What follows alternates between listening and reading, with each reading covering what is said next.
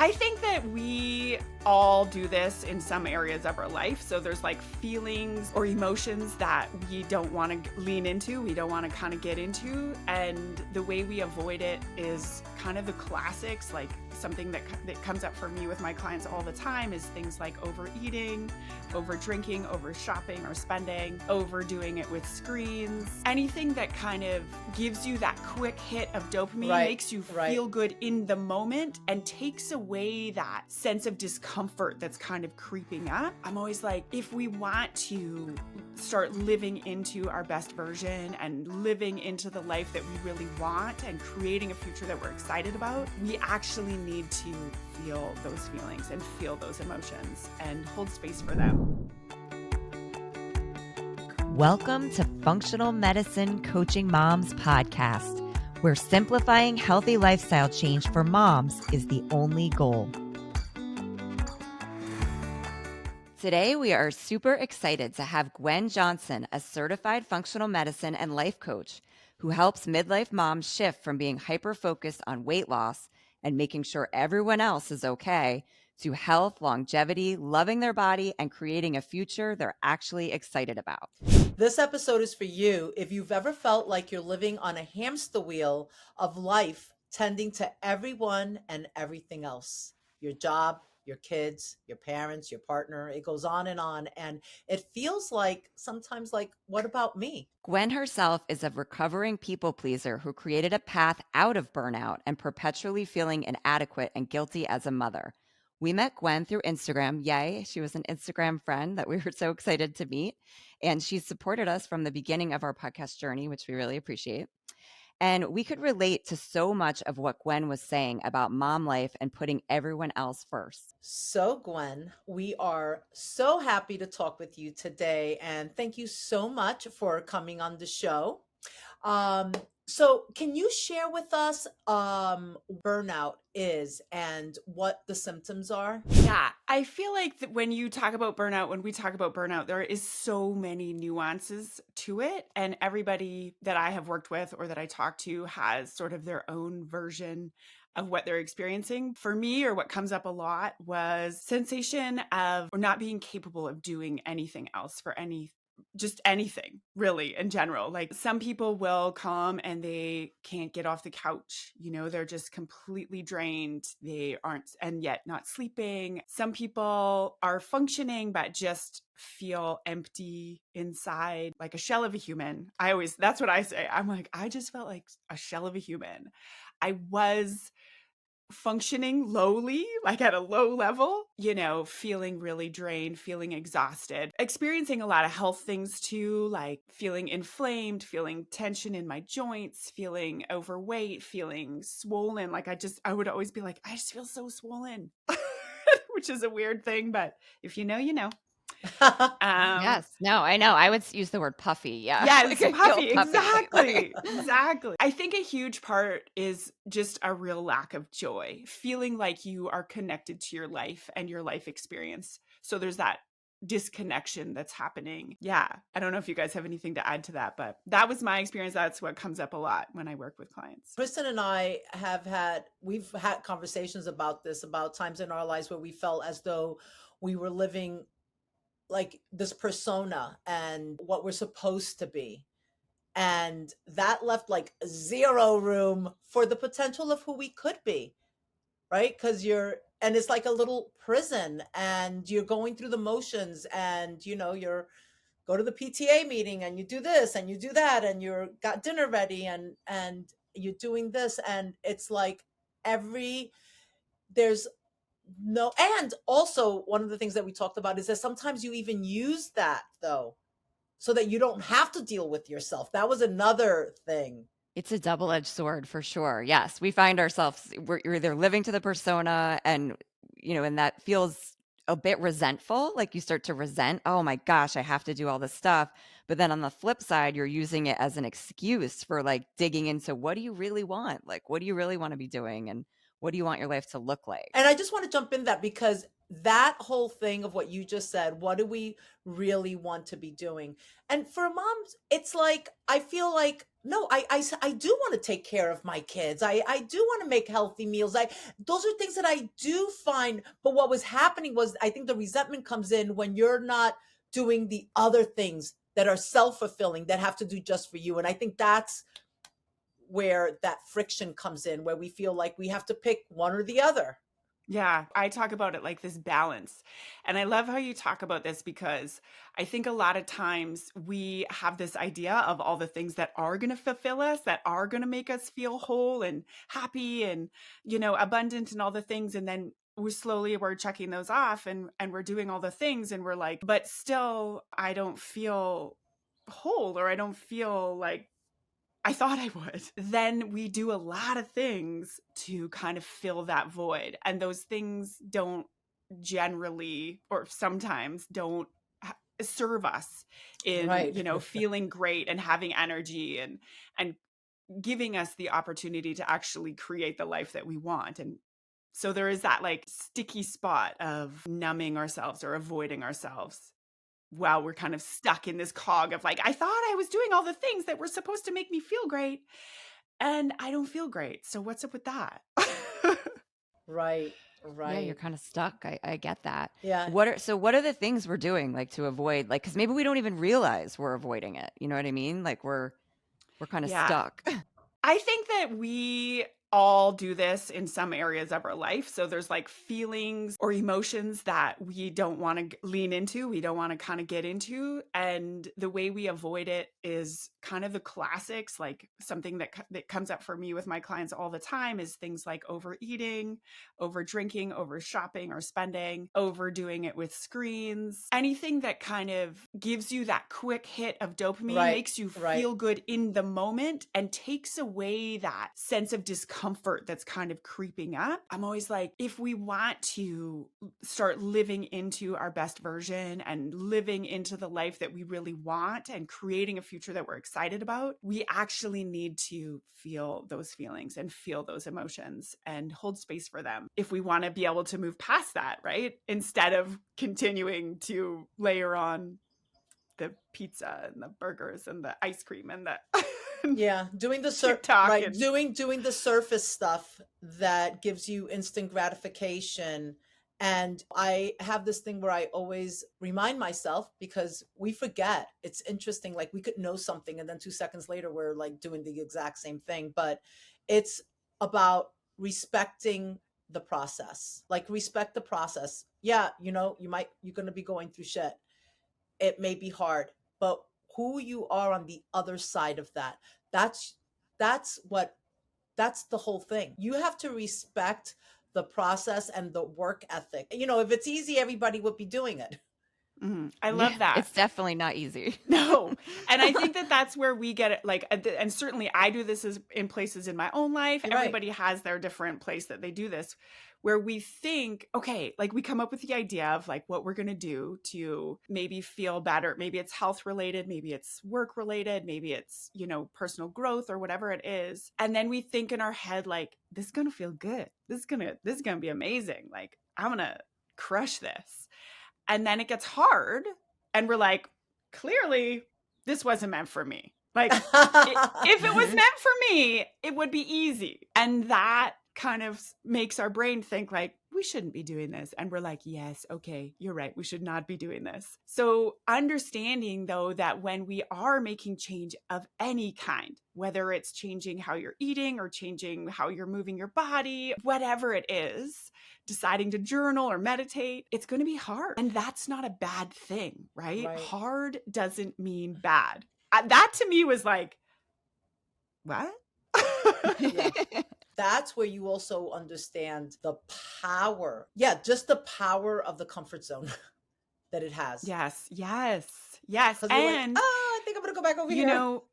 to like loop it all the way back to burnout, living like what got us to that place of burnout is living inside of a comfort zone, right? It's just like being reactionary and just staying like following the kind of check marks and not being like, whoa, there's going to have been red flags along the way that we could have listened to, but we didn't. Certainly for myself, I was like, nope, it's fine. I'm just going to keep doing it. Nope, it's fine. I'm just going to keep doing it. I'm just going to push down my feelings and I'm just going to keep soldiering on. And, you know, Yeah. that was really comfortable for me. It felt easy. And then it ends up in a puddle of exhaustion and inability to be my best self. Yeah. Yeah, 100%. And also, I was curious, like, what you think about when we talked a little bit about the persona, like, sometimes you think that is like, this is it for me, right? Like, I'm this age and this is me. Like, I have this job and I have this, life or whatever. And maybe you had dreams that you just kind of let go of. Like, how can people tap into that? Because, it's never too late. Like, look at us. Like, we just started a podcast and we're, 46 and 56. Like, there is hope for people, but I feel like people just get stuck kind of living that hamster wheel or whatever, like we talked about earlier. Yeah, I love that. And I also love that you ladies are doing this. It's so good. I think when we get stuck in a hamster wheel and our world just gets so small. One of my favorite ways to kind of bust out of that is to be like, you know what? We just need to make a decision. We need to be able to just make a decision in any area of our life and stick to it and follow that energy. Because when you make any kind of decision, whether it's to like, it doesn't even matter if it's to drink more water or to start a journaling practice or to go for a 5-minute walk, right? That starts to create a shift in your energy and it allows you to move out of that kind of stuckness. And I think that we really live in a world that just overcomplicates everything. Absolutely. Yeah. I feel like, Kristen, you said something at the beginning that I was like, oh, I want to address that, but I've lost it, but whatever. No, this is really helpful because it's true. Like we always think too, it has to be like a big change, right? Like even the tiniest change can just get that momentum going for you and get your creativity. Like that's another thing I had a question for you about. Like I feel like we lose our creativity as we get older and we're just not tapping in. Like we're constantly encouraging our kids to do new things and grow and as adults we kind of just start to sit back. Yeah. And I feel like as women, especially, we're kind of sold this idea that we will become moms and we will be whole and everything's going to be great. Like we were talking about before this started, like it doesn't always really work out like that. And also your kids grow up and they move out and then what the hell? And so inside of that mix, finding things to tap into that are creative is something that I love to work with my clients on because it is essentially one of the first things to go. And I know a lot of people are like, I'm not creative at all. And I'm like, everybody's creative. We just have a mixed up version of what creativity is. When I think about creativity, there's like a definition that I love, which is just creativity is just making something that didn't exist before that has some kind of value in the world. The value can be, it makes you feel good. Right. That's it, right? And so I have clients who, will organize their sock drawer. I'm like, girl, come to my house, please. Like, what's happening? But it fills her with so much joy. She's like, I just get into the zone and I just organize it. And it's so beautiful. And then I have another client who sets a tablescape, like a vignette on her dining room table every night. Different, just random things like, and it's actually a conversation piece with her and her husband, which I'm like, that is so fun. But understanding that if we want to age with grace and with a sense of that youthful kind of zesty energy, doing things like that, doing things like creativity, gratitude practices, or whatever, connects us to that energy. I always say creativity is like adult play. And so working that into our life in even the tiniest way, I love how you guys always talk about this too, understanding that it doesn't have to be anything giant, but working it into our life is what creates that balance that we were talking about, that balance between, yeah, these are all the roles that I play in my life, the work, the parenting, the wife, the whatever. And this is what I do for myself. And this is what I do to keep my own energy up and vibrating at a level that is good and allows me to show up Good. Did I answer your question, Kristen? I don't even know. No, yeah, like I think I mean, and at the end of the day, like if we can do those little things for ourselves, we're going to be so much better at being the parent and being the daughter or the spouse. You know, we're just going to be so much better. And that's something that took me a while to get. Like I thought I just had to keep giving out and, you know, being better for everybody else, but it was like, no, you have to like fill your cup and then you can be better for every, you know, the people around you. Yeah, that And is, it's just it's such a hard lesson to learn as a mom, I feel like. and it's so hard to explain. Like, if you don't know, if you're at the place where you're like, haven't started this yet, when somebody says that, Mhm. it sounds like, sure, Right. ladies, blah, blah, Right. blah.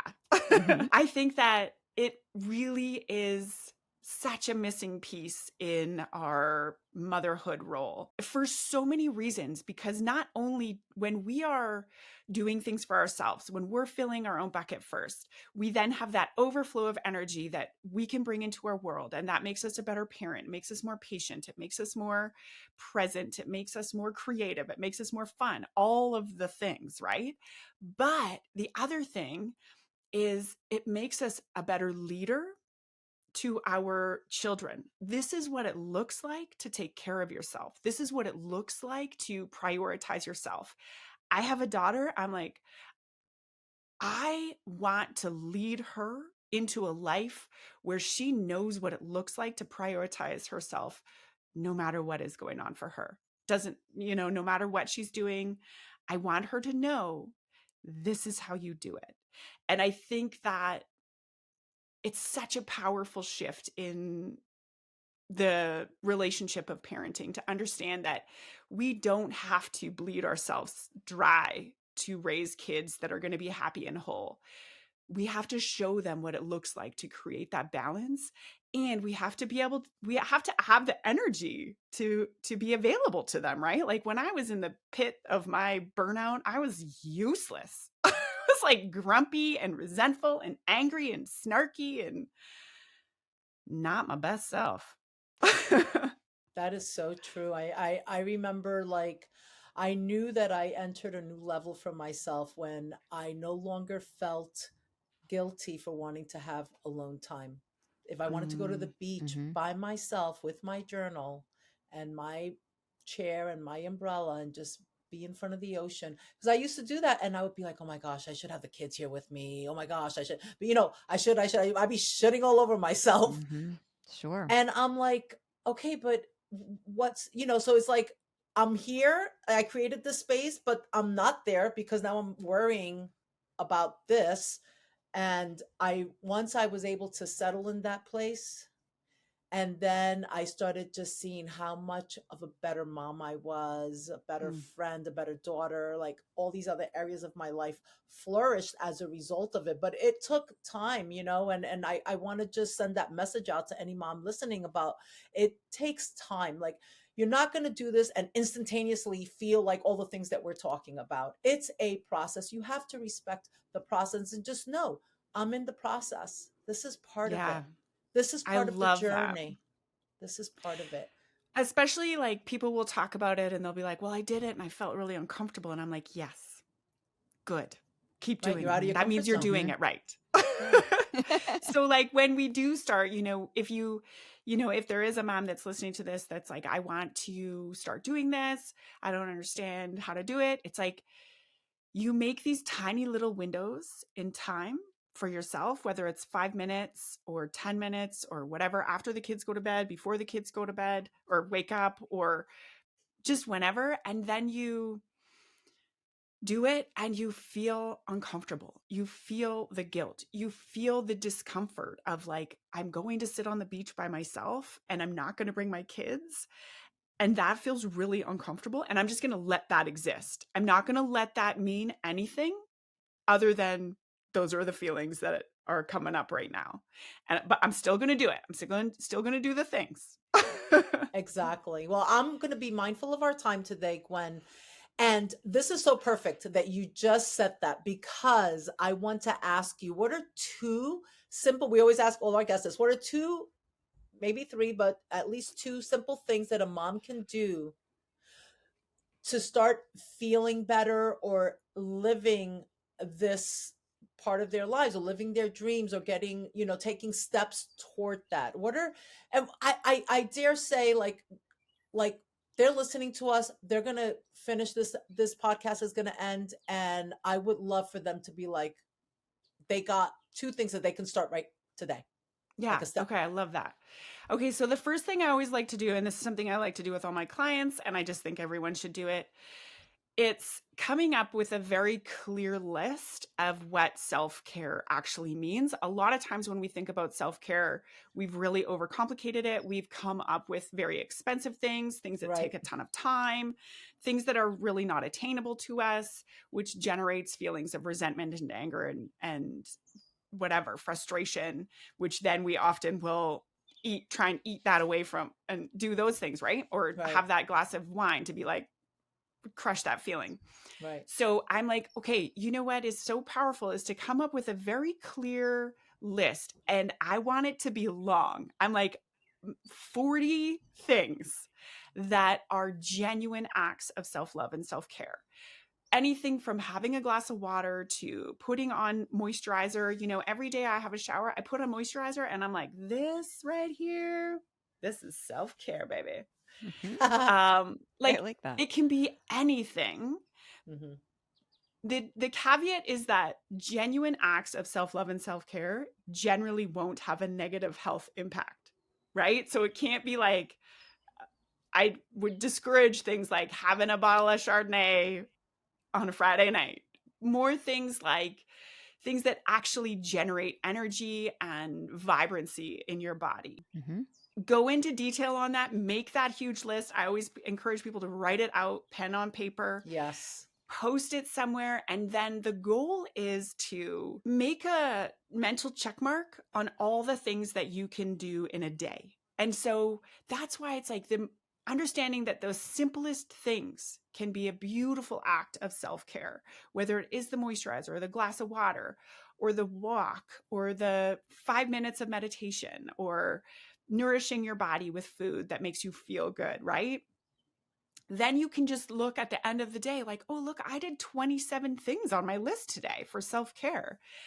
That changes our relationship with ourselves immediately. But the other thing that comes from that is that we then have an understanding of what we think is self-care. So Right.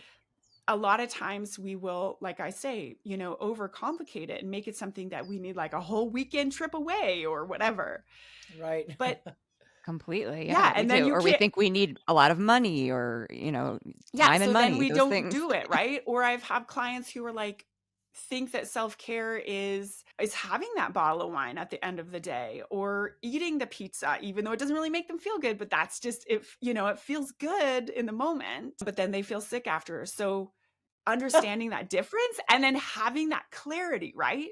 So then that in itself is just an incredible practice, knowing what genuine acts of self-care are for you, and then observing in your day how many you can kind of work in, trying to bring it into every day of your Mhm. life, being like, I did 10 things, I did 5 things, I did 20 things, whatever. And then the second thing, sorry, I'm just like on it. I'm like, let's go.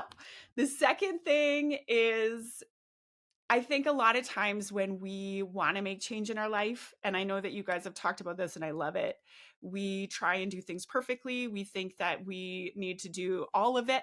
We need to do everything. We need to be eating good and exercising and having the gratitude and doing the meditation and all the stuff. It also And leads to burnout. Yep, exactly. 100%. And when we don't do that, when we fail inevitably at some point, right? We don't eat perfectly or whatever happens, we let that mean something about ourselves. We let it mean something about who we are. And Right. that triggers shame and that triggers guilt and that triggers I'm the not good desire enough. to give up. Exactly. Mhm. And so then we just throw up our hands and we're like, well, it's just not working. Instead, it's like, I want to eat better. And so I'm going to try and add, I don't know, mixed greens to every meal. And that's just what I'm going to try and do. But if I don't do it perfectly, that doesn't mean anything about me. It just means that that one meal, I didn't do it perfectly. That's fine. Perfection is a garbage myth, right? Mm-hmm. So when we have that shift with ourselves in our thoughts about whatever we're working towards, it allows it to be so much more of an expansive thing.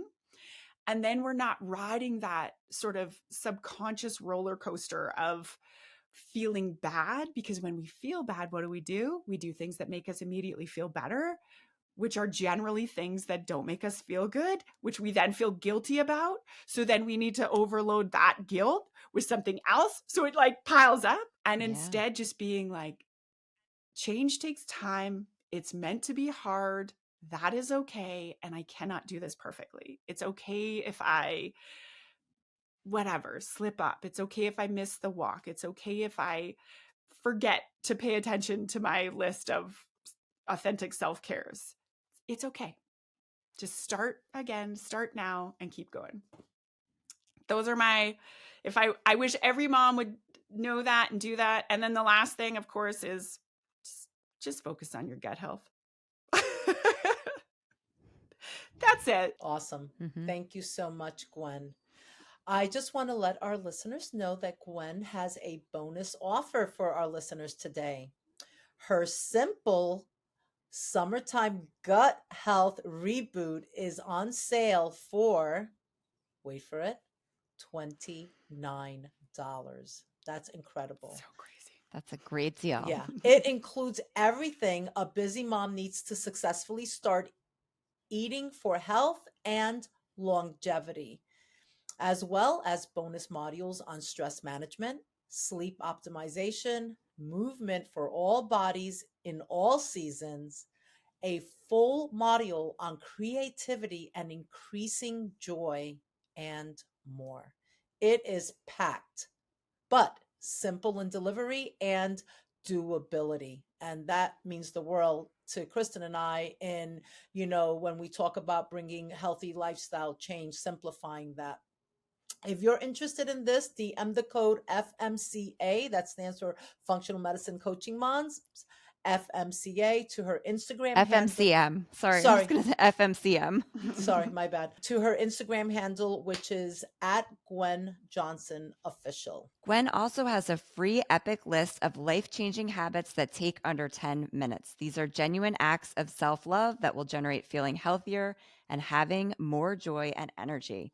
And you can connect with Gwen on Instagram, like Raquel just said, at Gwen Johnson Official.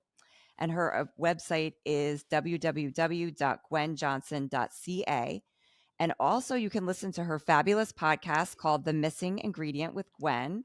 And I have to say, I've listened to it, and they are short episodes that are full of great ideas for up-leveling your life and questioning those shitty limiting beliefs that hold you back. Because every time I listen to an episode, I'm like, oh my gosh, like I have so many aha moments. So I highly recommend her podcast, The Missing Ingredient with Gwen.